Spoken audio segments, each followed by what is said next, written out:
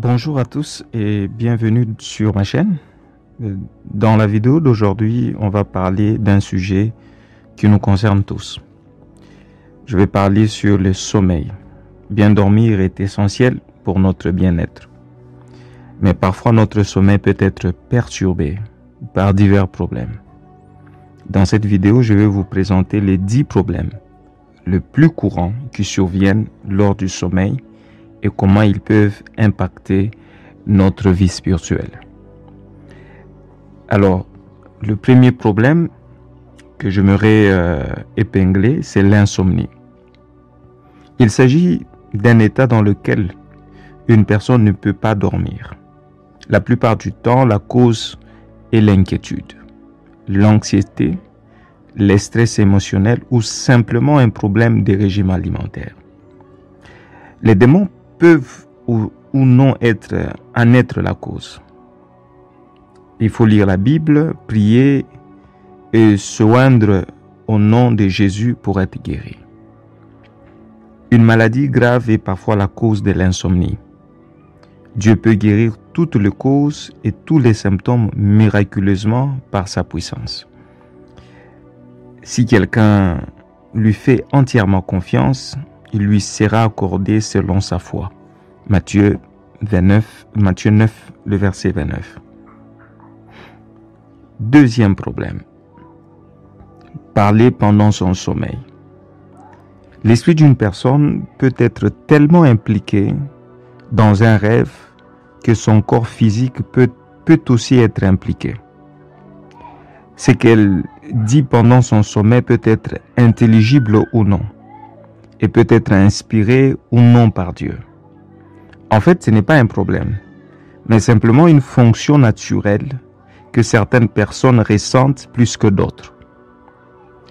Avant d'aller dormir, nous devrions prier avec l'esprit et avec intelligence, selon 1 Corinthiens chapitre 14, 13 à 15, et faire des confessions de foi selon lesquelles nous aurons de rêves pieux et prononcerons de paroles pieuses. Si nous en prononçons pendant notre sommeil, ces paroles peuvent valoir la peine d'être notées et enregistrées si l'on croit que Dieu nous révèle quelque chose par elles. Lorsque les paroles sont déroutantes, dérangeantes, une inquiétude ou un démon sous-jacent peut en être la cause. Troisième problème, le somnambulisme. Ici aussi, une personne peut être tellement absorbée par son rêve que son corps physique en est également affecté. Chez les adultes, la cause est généralement une préoccupation excessive pour des questions non résolues. Cependant, on sait que des esprits malins influencent les actions des gens pendant leur sommeil ainsi que leurs pensées. Évidemment, plus le problème est grave, plus la personne doit prier avec ferveur, même avec l'aide d'autrui. De plus, lorsque le somnambulisme survient, la personne ne doit pas être réveillée brusquement. Les enfants marchant plus souvent dans leur sommeil que les adultes, et ce n'est généralement pas grave pour eux. Cela s'est produit parce qu'ils ne sont pas encore tout à fait capables de distinguer le rêve de la réalité. Et par conséquent, ils ne peuvent pas contrôler complètement leur corps pendant leur sommeil. Les parents doivent prier pour que l'esprit de l'enfant soit materné avec leur esprit pendant cette expérience, en le guidant, soit pour qu'il se repose complètement et normalement, soit pour qu'il se réveille complètement et normalement. L'enfant fait partie du corps des parents.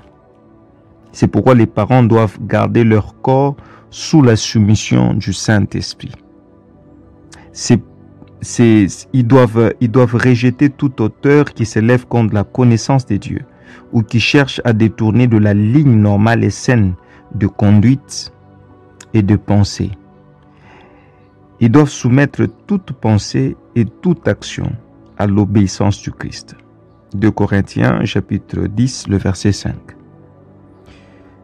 L'énurésie nocturne. Donc, simplement, le quatrième problème fait allusion à faire pipi au lit. Voilà, c'est le quatrième problème. Alors, comme pour la plupart de problèmes de sommeil, l'énurésie nocturne a de causes physiques, émotionnelles ou spirituelles, ou une combinaison de ces causes, en particulier chez les adultes. Chez les petits, on peut comprendre qu'ils ne sont pas encore maîtres total de leur corps, ça peut arriver. Nous pouvons ordonner à nos organes corporels de se soumettre à nos prières et de nous oindre au nom du Seigneur. Si nécessaire, nous pouvons également chasser un démon ou simplement ne rien boire avant de nous coucher. Donc, nous essayons à chaque problème d'épingler les causes et les solutions possibles ou probables. Alors, chez les adultes, l'énurésie peut avoir plusieurs sources ou causes. Ça peut être physique, pathologique, spirituel ou émotionnel. Cinquième problème, le rêve humide. Dans le cas de rêve humide, lorsque on parle de rêve humide, nous faisons allusion à l'émission de la sémence ou du liquide séminal, le sperme, chez l'homme pendant le sommeil. Alors, le rêve sexuel en sont généralement la cause. Des esprits démoniaques sont généralement à l'origine de tels rêves. Et dans de tels cas, ils sont connus sous le nom de succubes. On a déjà parlé de ces genres de rêves sur la chaîne. Vous pouvez vérifier dans notre playlist. Il y a une vidéo consacrée à ça. Nous devons immédiatement et hardiment résister aux mauvais rêves pendant que nous sommes encore endormis et nous forcer à nous réveiller, puis réprimander l'esprit à haute voix au nom de Jésus. Par la foi, imaginez que vous regardez les démons, croyant qu'il est impuissant alors que vous affirmez contre lui en même temps. Imaginez le sang de Jésus vous entoure, vous couvre, règne sur vous, vous scelle et vous protège de tout mal. Pour que le chrétien soit efficace dans la guerre spirituelle, nous devons apprendre à parler au diable et à le remettre à sa place.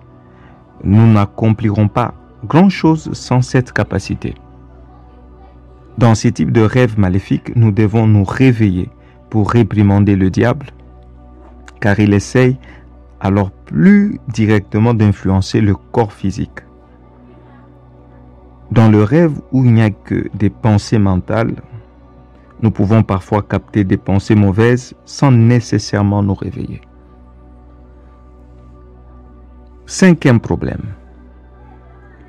le rêve sexuel. Lorsqu'une personne rêve qu'elle a des relations sexuelles, cela peut être une simple scène dans son esprit, ou cela peut être une expérience réelle d'une présence spirituelle sur son corps de chair. Dans le premier cas, il doit décider de prendre le contrôle de ses pensées et de les ordonner correctement. Il peut se réveiller pour le faire, ou il peut le faire pendant qu'il dort encore. Dans ces derniers cas, un esprit maléfique essaye en fait d'avoir des relations sexuelles avec lui pendant qu'il dort. Ce type de démon est appelé succube, forme singulière de succube en latin. Le mot latin, c'est se coucher sous. Sous cubare, c'est coucher. En fait, c'est de cette expression que vient le terme succube. Il signifie aussi catin, donc prostituée, supplanteur et rival. À partir de cette définition, nous pouvons clairement voir que le diable, notre ennemi et rival, essaie de supplanter, de prendre injustement la place, le partenaire sexuel humain que le Seigneur a pour nous. Et c'est la même chose que font les prostituées. Il se peut que les célibataires soient plus vulnérables à ce type d'oppression démoniaque que le couple parce qu'ils ne se satisfont pas naturellement de leurs besoins purement relationnels. Cependant, il se peut aussi que le problème sexuel de ceux qui ont des relations sexuelles régulières, même ceux de couples mariés, soit imputable à des succubes jaloux. Cela veut dire qu'il y a deux personnes qui sont à un degré très élevé et qu'ils ont des alliances, de liens spirituels avec ces démons. Et même s'ils sont mariés, ils ont ce genre de rêves. De plus, ces démons peuvent également utiliser des esprits trompeurs pour montrer à l'esprit du rêveur des scènes sexuelles séduisantes et illicites. Ce faisant, ils trompent le rêveur en lui faisant croire qu'il s'agit simplement d'un fantasme de nuée des sens, alors qu'il en fait, il satisfait le désir sexuel des démons. Un lit mouillé peut être la preuve qu'il s'agit d'une véritable expérience d'activité démoniaque et non d'un simple rêve. Le fantasme sexuel, cependant, font souvent partie des pensées normales du rêve. Les succubes peuvent prendre une forme masculine ou féminine, selon l'orientation sexuelle et les préférences de la personne. Les femmes tentent de rendre visite aux hommes pendant leur sommeil et les hommes tentent de rendre visite aux femmes pendant leur sommeil. Les personnes ayant des tendances sexuelles homo peuvent être visitées par des personnes prenant la forme d'une personne du même sexe. Et les personnes qui commettent des actes de bestialité peuvent être visitées par des succubes ressemblant à des bêtes. Voyez-vous à quel point les stratégies de manipulation du diable peuvent être sophistiquées.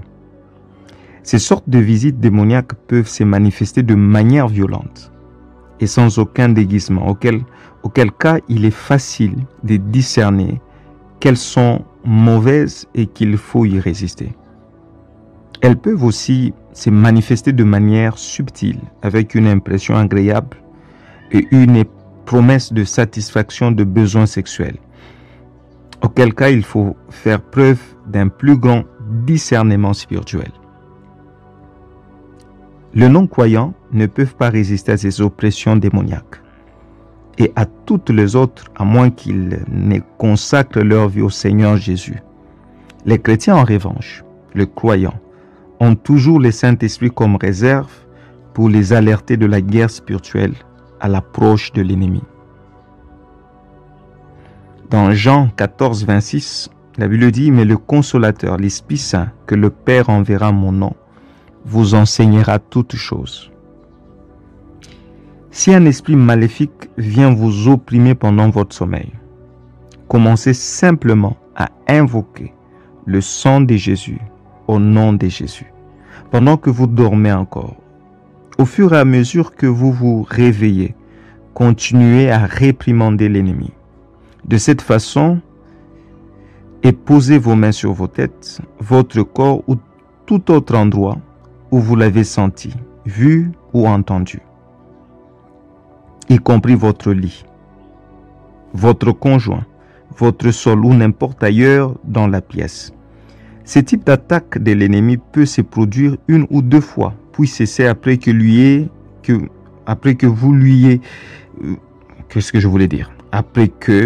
vous lui ayez résisté.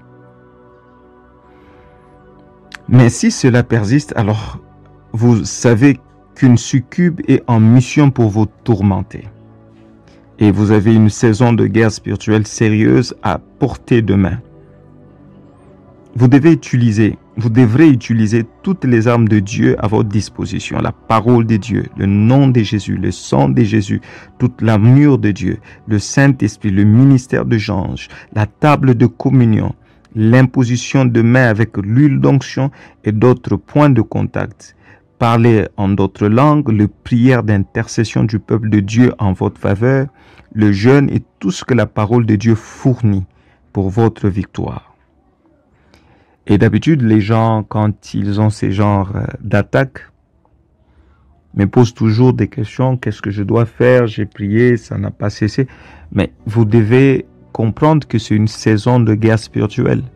C'est une guerre ténace. Vous devez utiliser tout le moyen spirituel que Dieu vous a donné dans la parole pour résister au diable. La Bible dit résister au diable et il fuira loin de vous. Parlons du 7e problème, c'est le ronflement. Il s'agit d'un bruit rauque qui est produit par votre appareil respiratoire pendant le sommeil. Mais vous devez comprendre que le ronflement ou ce qu'on appelle l'apnée du sommeil se caractérise par un type de problème au niveau de votre disposition mentale et spirituelle. Bien sûr, ça peut être physique, la personne peut-être a mal dormi, mais attention, ça peut être aussi lié à des problèmes d'ordre spirituel. Donc, à la fois, si ça persiste, essayez de consulter un médecin et que si vous voyez qu'au-delà de conseils d'un professionnel de santé, ça ne marche pas, la cause peut être aussi spirituelle. On en parlera un peu plus loin dans une autre vidéo sur l'apnée du sommeil. Parlons du 8e problème. Du 8e problème, c'est le cauchemar. Ce sont des rêves pervers et tourments. Quelle que soit leur cause, les cauchemars doivent être soumis à l'obéissance du Christ. Habituellement, ce sont des démons qui les provoquent. Alors, une personne doit se réveiller et réclamer le sang de Jésus, afin de les réprimander.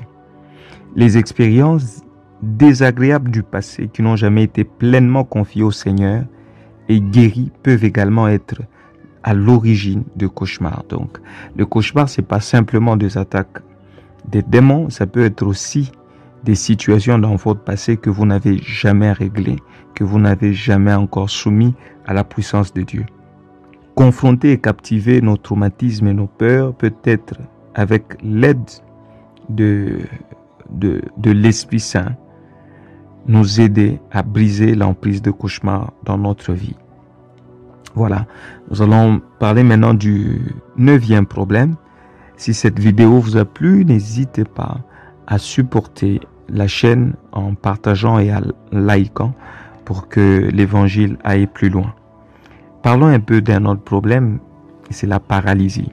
Cette sensation, lorsque vous êtes visité par une terreur nocturne, vous avez l'impression d'être dans votre sommeil et à la fois éveillé et que vous n'arrivez pas de bouger votre corps. C'est de ça que je veux parler. On se réveille du sommeil et on est conscient, mais le corps physique n'est pas encore complètement éveillé et incapable de bouger pendant quelques instants. Certaines fonctions du cerveau, dont du corps, se réveillent plus tard que d'autres.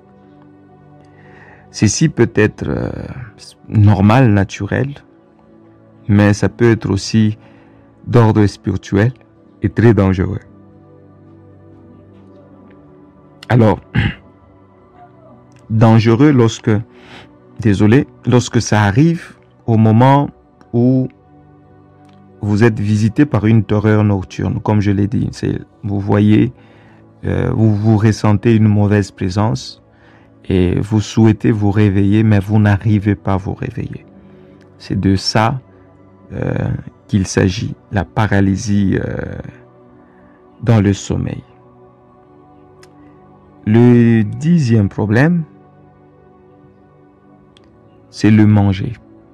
Ça peut vous choquer. Le 10e problème. Il s'agit d'un état d'inconscience profond, prolongé et malsain, causé par l'alcoolisme, les maladies, les blessures à la tête ou d'autres œuvres de Satan, naturelles ou spirituelles. Alors, les soins médicaux sont pratiquement impuissants dans ces cas, car ils ne reconnaissent pas le monde spirituel et les véritables ennemis. Les prières ointes pour les personnes dans le coma sont le seul moyen par lequel la puissance de la résurrection peut être transmise. Alors, qu'est-ce que je veux dire dans ce moment dans ces problèmes ici de manger, c'est que il nous arrive de faire des rêves où vous êtes en train de manger. Alors, ça peut être un problème lié à votre mental, mais si ça devient récurrent, vous faites de rêves où vous vous voyez à tout moment en train de manger, ça peut être un indicateur que vous êtes en train d'être empoisonné spirituellement. Alors c'est important d'essayer de voir par rapport à votre vie quels sont les éléments qui ne vous permettent pas de vous épanouir dans votre foi, dans votre relation avec Dieu. Donc le manger, c'est un type de problème qui survient au moment de votre sommeil, bien sûr, mais qui peut être indicateur de l'empoisonnement spirituel de votre état intérieur. Voilà, je crois que nous sommes à la fin. Nous avons eu à passer en revue les 10 problèmes. Si vous nous avez suivis jusqu'à la fin, n'hésitez pas de dire Amen et de nommer un des problèmes qui survient dans votre sommeil le plus souvent. Que la grâce et la paix du Seigneur soient avec vous. Amen.